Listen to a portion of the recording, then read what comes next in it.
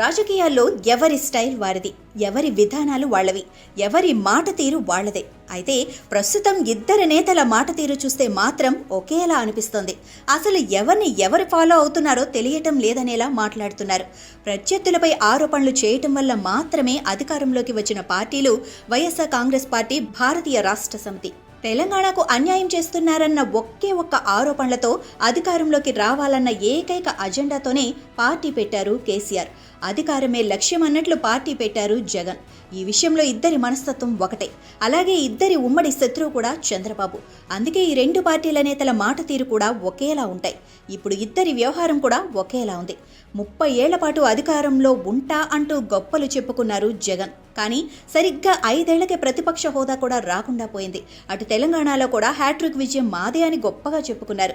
తెలంగాణ జాతిపిత అంటూ పెద్ద డైలాగులు వేశారు. కానీ చివరికి పార్లమెంటు ఎన్నికల్లో బోణి కూడా కొట్టలేదు. కొన్ని నియోజకవర్గాల్లో డిపాజిట్లు కూడా రాలేదు.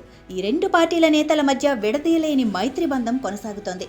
ఏపీలో వైసీపీ అధికారంలోకి వచ్చేందుకు 2019 ఎన్నికల సమయంలో కేసీఆర్ ఎన్నో ప్లాన్లు వేశారు.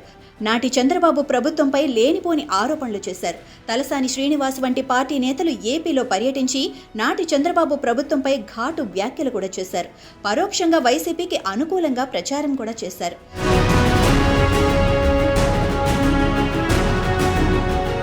ప్రస్తుతం ఈ రెండు పార్టీల పరిస్థితి అత్యంత దయనీయంగా ఉంది. పార్టీలకు చెందిన ముఖ్య నేతలంతా ఒక్కొక్కరుగా బయటకు వెళ్లిపోతున్నారు. గతంలో చేసిన తప్పులకు ఇరు పార్టీల నేతలు ఇప్పుడు మూల్యం చెల్లిస్తున్నారు. రెండు రాష్ట్ర ప్రభుత్వాలు కూడా పట్టపగలే చుక్కలు చూపిస్తున్నాయి. బయటకు వచ్చి మాట్లాడేందుకు కూడా ఈ రెండు పార్టీల నేతలు ధైర్యం చేయటం లేదు. ఇలాంటి సమయంలో పార్టీ శ్రేణులను కాపాడుకునేందుకు ఇటు జగన్ అటు కేటీఆర్ నానా పాటలు పడుతున్నారు. నాయకుల్లో కార్యకర్తల్లో ధైర్యం నింపేందుకు తీవ్రంగా కృషి చేస్తున్నారు. కార్యకర్తలకు అండగా ఉంటామని భరోసా ఇచ్చేందుకు పెద్ద డైలాగులే చెబుతున్నారు. ప్రత్యేకించి కొందరు ప్రభుత్వ పెద్దలతో పాటు పోలీసుల తీరుపై విమర్శలు చేస్తూ వార్నింగులు కూడా ఇస్తున్నారు. స్థానిక సంస్థల ఎన్నికలు సమీపిస్తున్న తరుణంలో పార్టీని తిరిగి యాక్టివ్ మోడ్లోకి తెచ్చేందుకు కేటీఆర్ తీవ్రంగా కృషి చేస్తున్నారు. మనమే అధికారంలోకి వస్తున్నామని ఇప్పటికే కేసీఆర్ వ్యాఖ్యలు చేశారు. ఇటు కేటీఆర్ కూడా జిల్లాల వారీగా పార్టీ నేతలతో సమావేశాలు నిర్వహిస్తున్నారు. కార్యకర్తలకు అండగా ఉంటామంటూ భరోసా ఇచ్చిన కేటీఆర్ పార్టీ శ్రేణులపై తప్పుడు కేసులు పెడుతున్న పోలీసు అధికారులపై చర్యలుంటాయని హెచ్చరించారు. వాళ్లు పదవీ విరమణ చేసినా విదేశాల్లో ఉన్నా కూడా వదిలేది లేదని మాస్ వార్నింగ్ ఇచ్చారు. తాను కేసీఆర్ అంత మంచోణ్ణి కాదని కూడా కేటీఆర్ వ్యాఖ్యానించారు. కేటీఆర్ చేసిన వ్యాఖ్యలు అచ్చు జగన్ మాదిరే ఉన్నాయంటున్నారు రాజకీయ విశ్లేషకులు. వల్లభనేని వంశీని పరామర్శించిన తర్వాత జగన్ కూడా సేమ్ టు సేమ్ ఇవే డైలాగులు చెప్పారు.